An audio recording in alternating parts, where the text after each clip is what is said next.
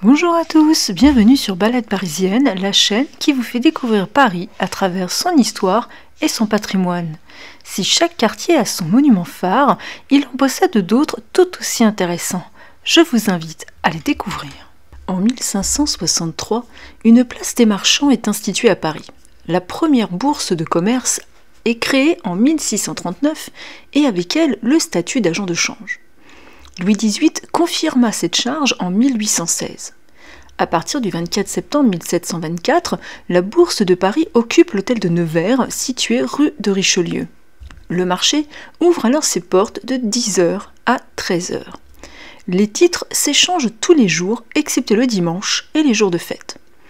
La place est alors ouverte aux banquiers, courtiers, marchands et autres notabilités, mais rigoureusement interdite aux femmes.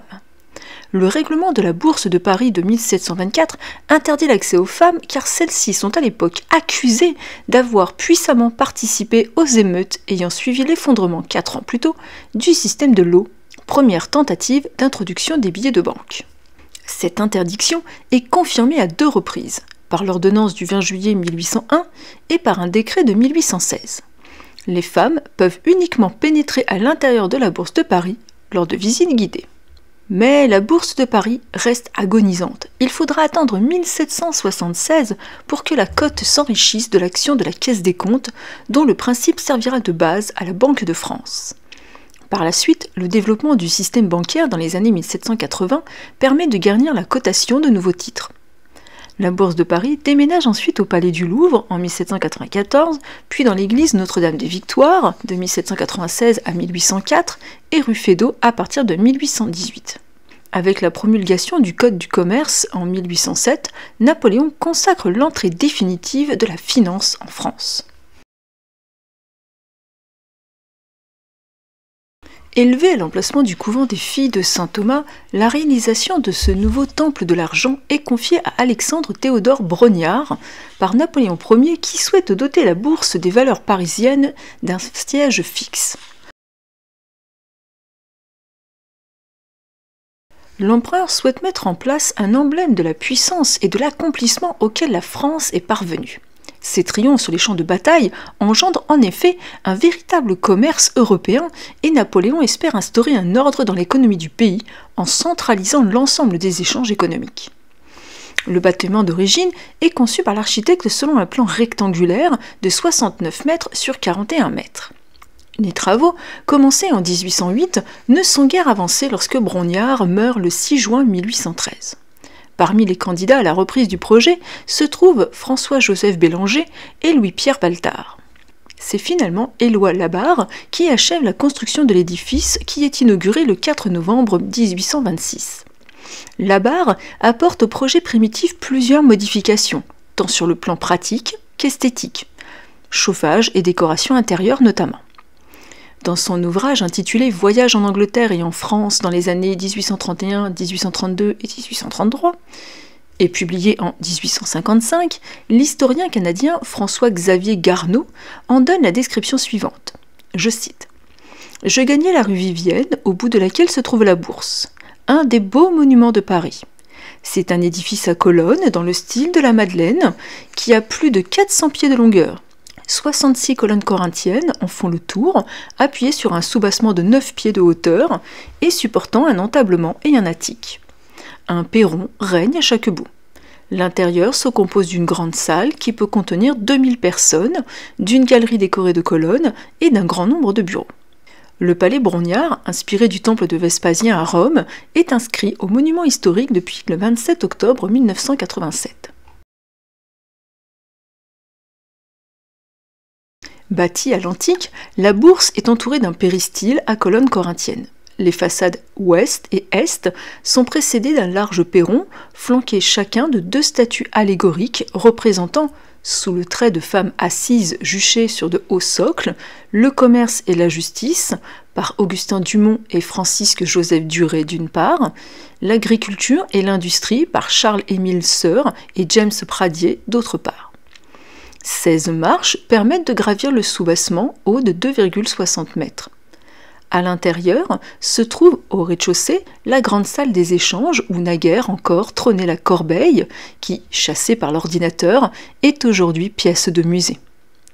De forme rectangulaire, cette salle, haute de 25 mètres, est entourée de 2 niveaux de galeries ouvertes par des arcades en plein cintre, 9 travées dans un sens et 5 dans l'autre. Les pilastres carrés qui supportent le portique inférieur sont décorés de boucliers. Le plafond, percé en son centre d'une verrière, est orné dans ses voussures de peintures allégoriques en grisaille, représentant les différentes villes de France, œuvres de Charles Meignet et Alexandre Abel de Pujol. Des grilles séparaient les agents de change de la foule.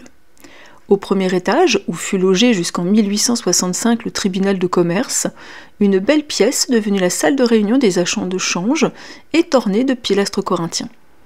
Au plafond, des peintures en grisaille peintes par Auguste Vinchon et Méry-Joseph Blondel. Les sculpteurs Louis-Denis Caillouette et Jean-Baptiste Joseph Debay réalisèrent les statues de la justice, de l'Europe et de l'Asie.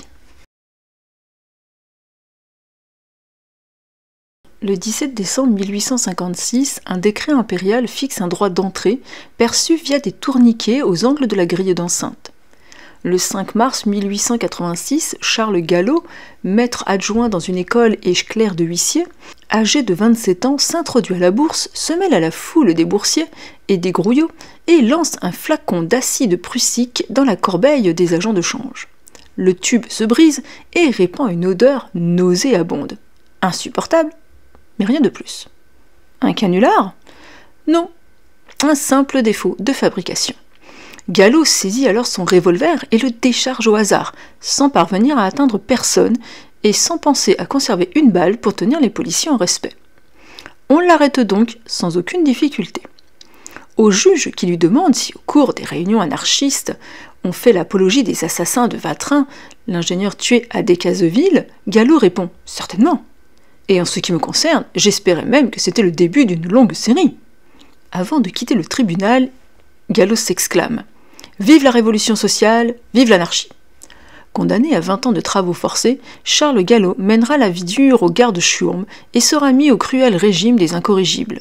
Il décédera à Nouméa.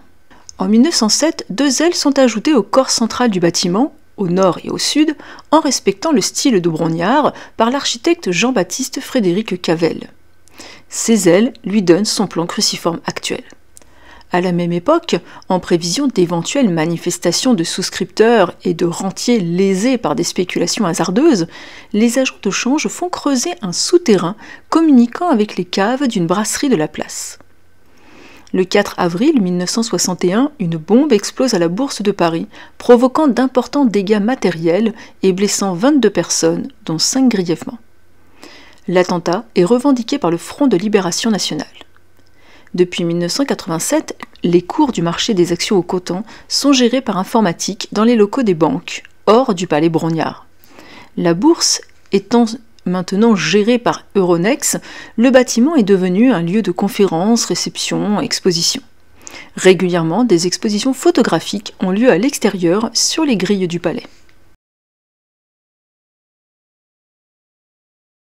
Le roman d'Émile Zola, L'Argent, publié en 1891, décrit parfaitement l'intense activité de la place peu avant son apogée. Je vous cite un petit passage.